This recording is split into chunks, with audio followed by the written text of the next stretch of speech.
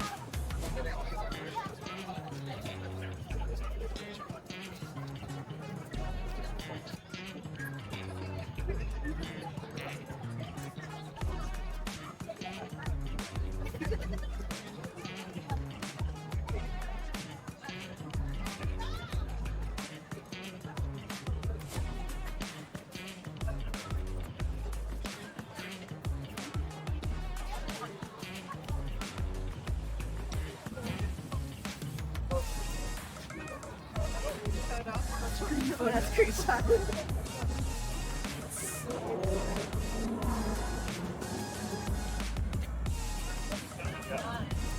So we always have a balance.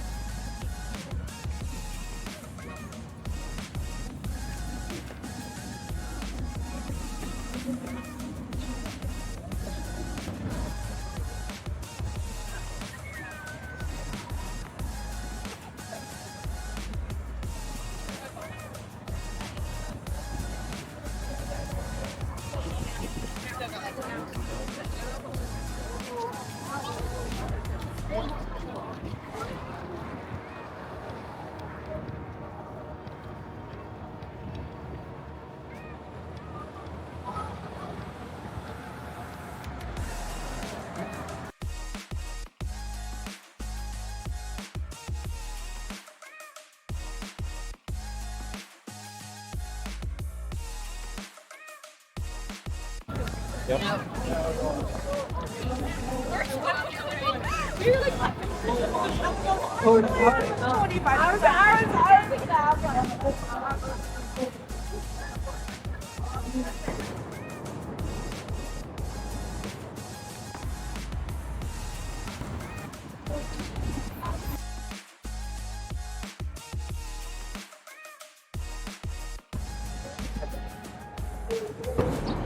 Ah, je n'ai pas.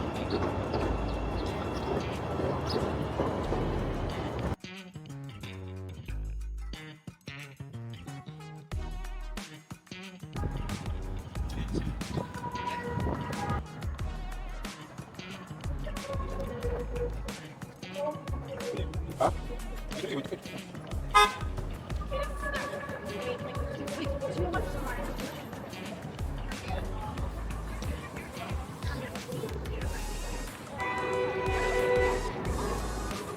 Oui, les amis, ici nous sommes devant le Trump Tower, donc hôtel luxueux de...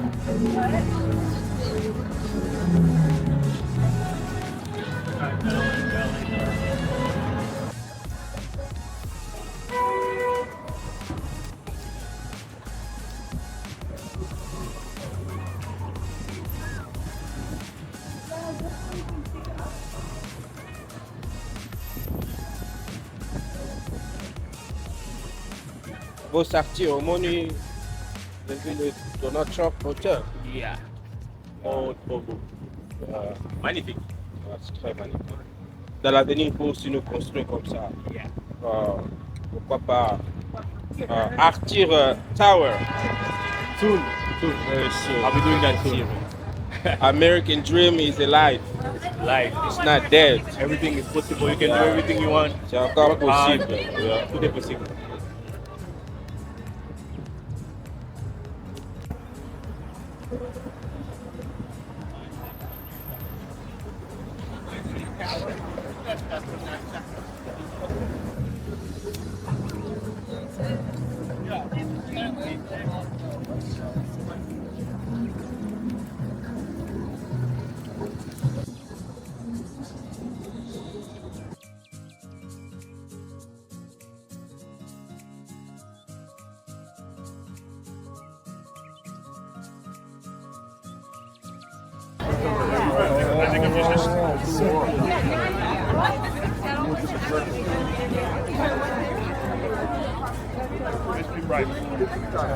Je suis sur ici à Chicago, dans la ville de Chicago.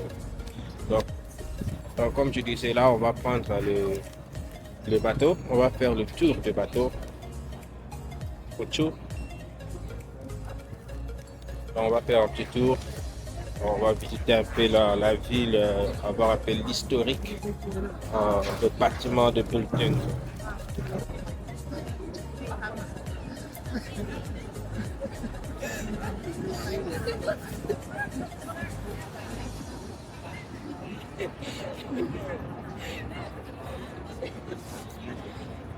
Look above us on the right closely, there's actually a stone building here.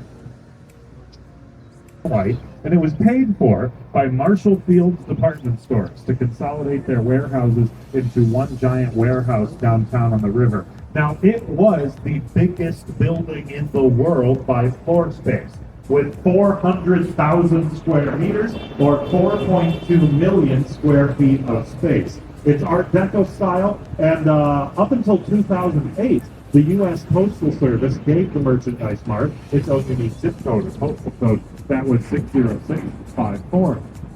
It is a mixed office building today with a lot of high-end design showrooms in there nowadays. So it's the anchor of a little design district in Chicago. Now, we have entered a very important section of the river. Right here is where the three branches of the Chicago River meet. The main branch is behind us, the north branch is to the right, and the south branch is to the left. This fork in the river is called Wolf Point. No one's quite sure where the name Wolf Point came from, but that name is actually older than the city of Chicago. I've always suspected someone probably saw a wolf at some point. Now, as we turn to the north, we're going to look on the left. I'm not going to do the one with the narrow base yet. We'll do that later. On the left side of the boat is this round glass tower with the arch at the base. The glass tower, the arch at the base on the left, is River Point. It's by Picard and Chilton from 2017, and it's LEED Platinum certified. That's Leadership in Energy and Environmental Design. Two key factors in making it environmentally friendly is that it was constructed using a lot of recycled materials. It uses river water. The inside's useful. Mies van der Rohe went all the way the other way, designing these dark steel rectangular towers, all about making useful, practical interiors. Now, Ludwig Mies van der Rohe, pioneer of that dark steel rectangular international style, he was a professor, and not all of his students ended up liking rectangles nearly as much as he did. On the right side of the boat, these two circular towers were designed by one of Mies van der Rohe's students.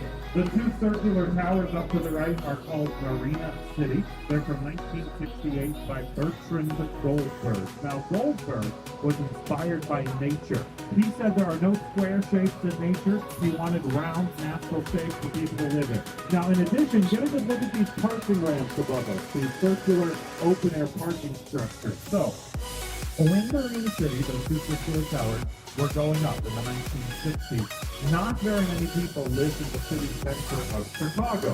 So in order to attract residents to make the move downtown, Goldberg built Marina City with its own residential amenities.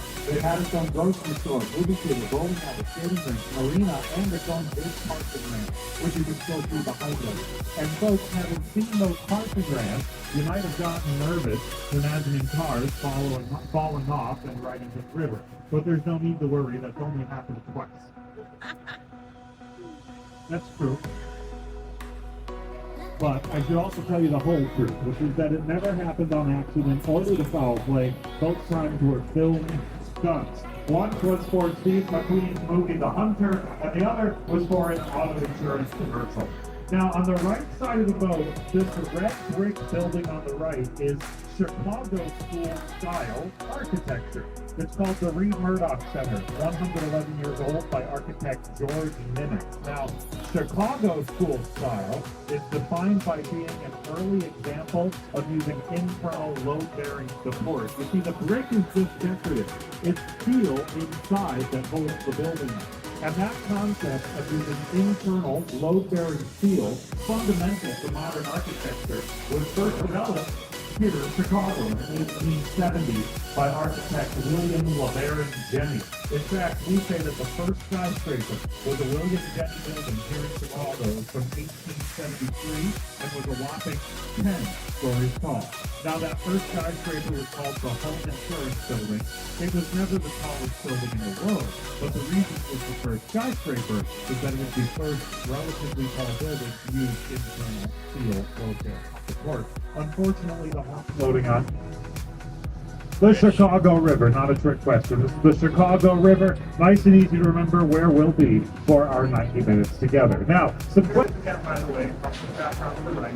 Winter here is a long time.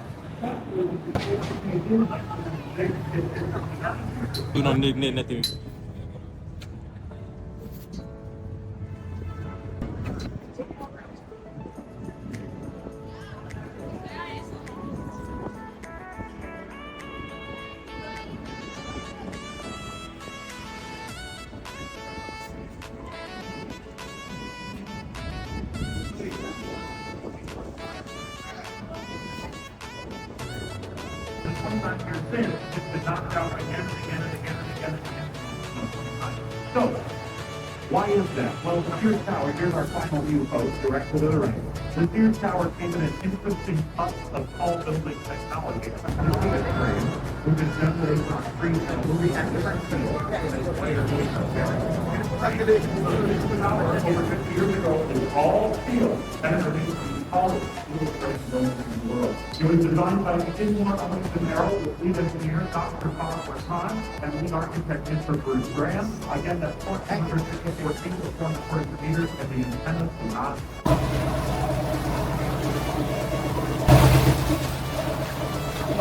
Next building ahead to the left is Fulton House. It's the oldest building on the tour. It's from 1898, originally by Frank Cabot, to be a cold storage warehouse back when the river was our port. Ships would come in from the lake and dock at warehouses like this to load and unload goods. Now, it's a residential building for the most part today. Look how it's got starfish on the walls and porthole windows near the top. It was remodeled or adapted into a residential building by architect Terry Lee. He likes boats. He likes to put boats in his building. He added the starfish and portholes. And then looking here on the left, we have porthole windows, and we have steel spiral stair towers. This is a Harry Reese original. This is 4 townhouses in a row. They're from 1988. They're called the Chicago River Cottages. And there's actually one more boat thing by Harry Reese about them. After the river, the building after the river, this one is from 1983 by Cole, Pedersen, and Fox. And it's a mixed office building, 333 West Wacker Drive. Now, bouncing to the left. On the left side of the boat, the tallest of these new glass towers is the new Salesforce Tower. And I do mean new. It was finished in 2023 by Pelly Clark Pelly Architects. Now, the Salesforce Tower stands on the location of the office space. It stands on the site where 192 years ago, in 18...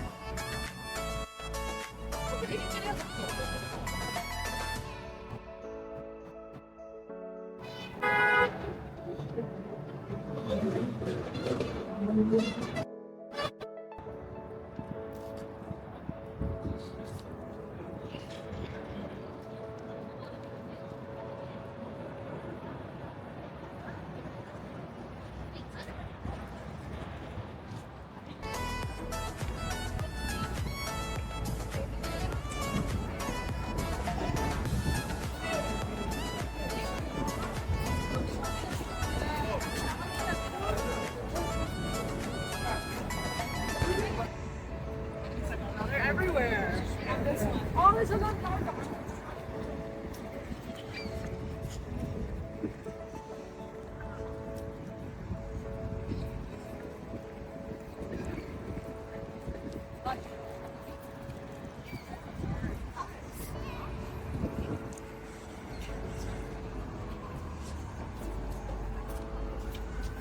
Remember, like I said, it's not like